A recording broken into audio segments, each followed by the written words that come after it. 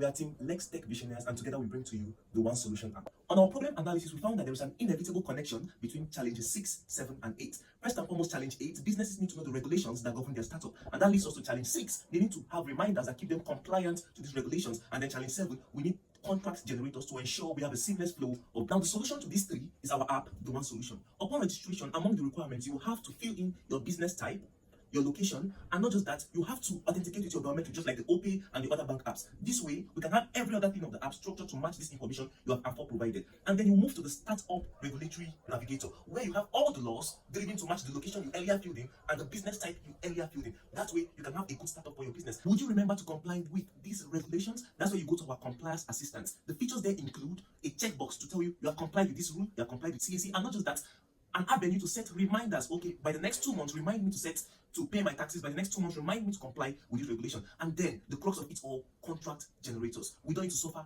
due to being small businesses. When you go there, they are already predetermined templates. There's the employment contract template. There is the purchase contract template. Whereas you can just go and fill in your information. And perhaps you want it more personalized. There will be the AI assistant, which will bear basically in mind all your registration details and at the same time serve you based on your particular contract requirements.